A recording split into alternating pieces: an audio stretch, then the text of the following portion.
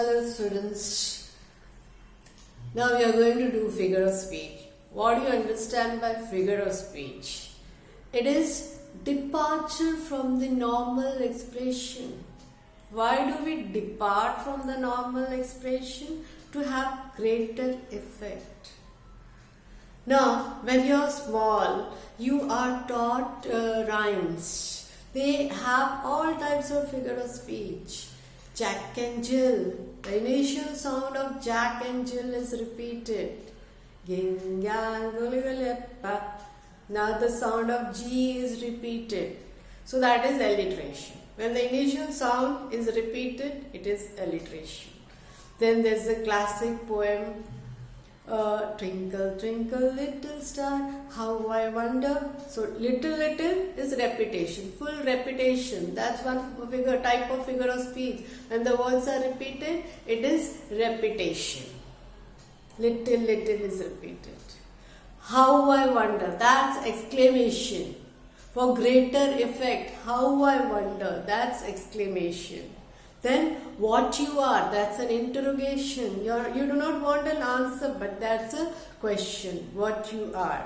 Up above the world so high, like a diamond in the sky. Like is simile. You're comparing the star to the diamond. There is a direct comparison. Both are shiny and there's a direct comparison between the two star and the diamond. Now, another rhyme. Old MacDonald had a farm, E-I-E-I-O, with a bow here and a bow there. That's a sound which is repeated.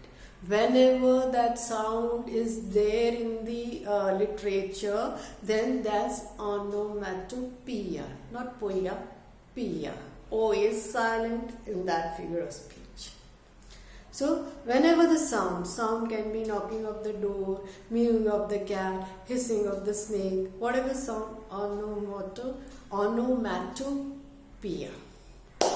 This figure of speech which you have learned, actually the poems which you have learned in childhood.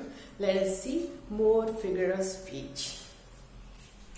So, departure from the ordinary form of expression in order to produce greater effect is figure of speech. Simile is the direct comparison.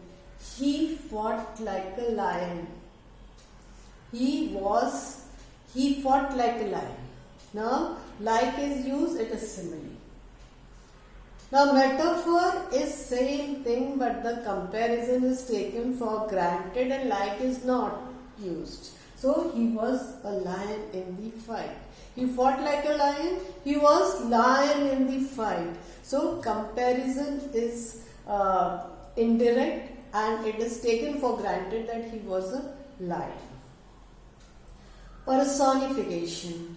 When human qualities are given to inanimate object, that become personification. Make person of anything which is not a person, then it is personification. Like death lays its icy hand on the king. Death does not have any icy hand, but you imagine it to be like a person, and cold hand you imagine the death is having. You treat the death like a person. So that's personification. Apostrophe is like personification, but there's an exclamatory mark. Like I say, oh death, don't come near me. So again, death is not a person, but I treat it like a person. Oh death, don't come near me. So that with an exclamatory mark. Oh death, exclamatory mark. Then it becomes apostrophe. It's almost like personification. Now more we see alliteration, initial sound is repeated. Onomatopoeia, O is silent, that's sound. Hissing of the snake, buzzing of the bee, knocking of the door, whatever shows sound is onomatopoeia. O is silent. Now hyperbole, no, it is not pronounced as hyperbole. O again is silent. It is hyperbole. You might wonder when it is silent, why should we put? but this is the way it is. You write as hyperbole, but you pronounce as hyperbole.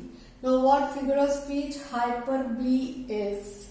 It's lambi lambi phekna. Teacher will tell, I have told you 1,000 times, don't make this mistake, but still you have made. She has never told 1,000 times, but she will just use hyperbole. So, whenever it is exaggerated, it is hyperbole.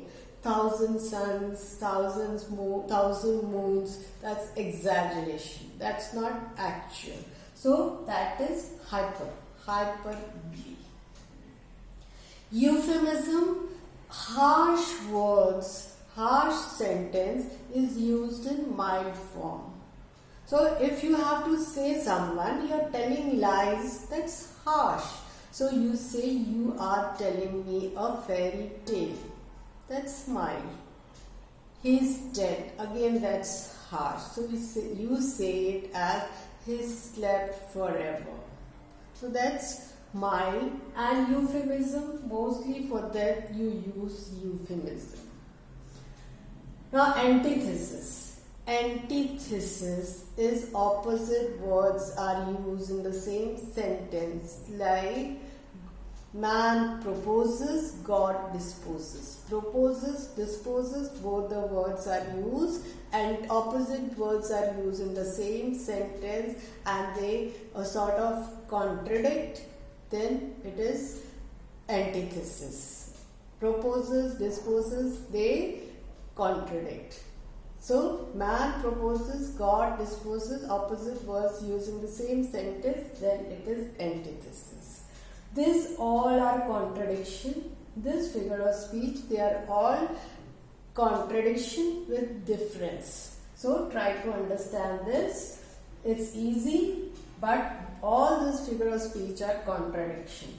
Antithesis, opposite words are present in the same sentence, it is antithesis. Oxymoron. When for one thing you use both the opposite words, like he's simply cunning. So he's simple. Simple and cunning are different, but he's simply cunning. So opposite words are used for the same person, then it is oxymoron. Now the surgeon uses his cruel kind knife. The knife is cruel and kind both, because cruel is going to cut and kind because it's going to heal after the cut. So both cruel kind used in the same sentence for the same knife, then it is oxymoron. So it is contradiction, but it is a contradiction with a difference. Epigram. Now, epigram is also contradiction, and it might seem like a lie at by listening to the sentence, but when you think about it, you will know that the sentence is true. Now, for example, the child is the father of the man. How can a child be father of the man? But when you analyze, the child grows into man, he produces child, and that child becomes a man. So, the child is the father of the man. So, you sit up and think, how is it possible? That's epigram.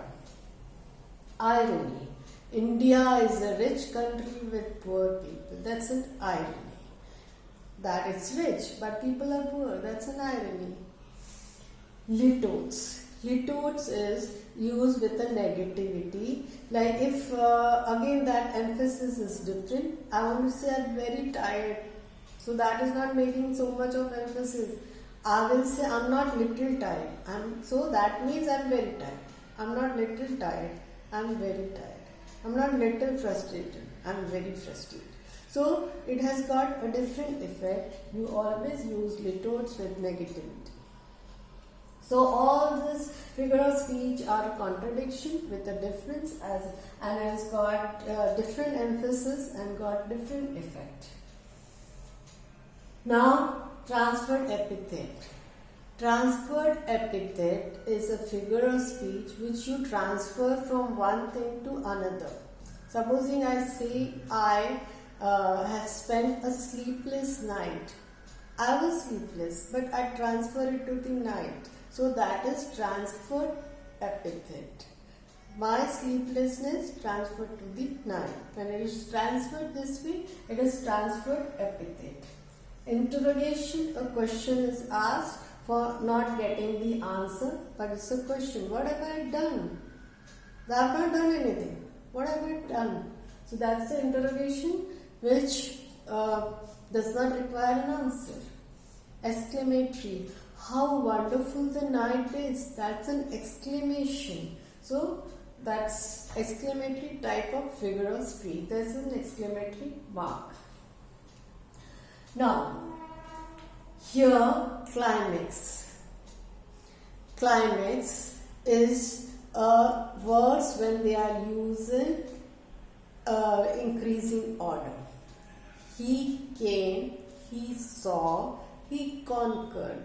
So he came, he saw, he conquered. The words are arranged in ascending order. So that is climax. That is climax. The words are used in ascending order. Now anticlimax is exactly opposite to climax. But I can't say that he conquered, he came, he saw. That would not have any effect. But if I use a sentence like Akshay Kumar had hundreds of hits with few flops. Hundreds of hits. So you know he's always a hit. But you remind that he had few flops. So it is coming from top to bottom. So whenever the words are arranged, whenever the effect is from top to bottom, it is anticlimax. Then there are more figure of speech like synecdoche. Synecdoche. A part is used for the whole.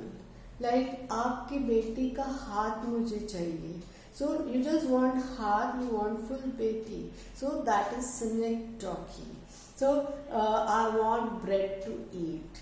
So you are not eating raw only bread. You are eating so many things along with it. So a part is used for the whole. Then it is synecdoche. So these are different types of figure speech which are used in poems, and in exam you are asked to identify the figure of speech. You should be able to identify it correctly. Most of the time it will have repetition, alliteration, but sometimes it's a difficult figure of speech, and that's mostly metaphor. Maybe it is easy to understand now, but in poem if it is there, it becomes sometimes difficult. So you have to practice more to do the correct, to have a better understanding and the correct identification of figure of speech. Bye-bye.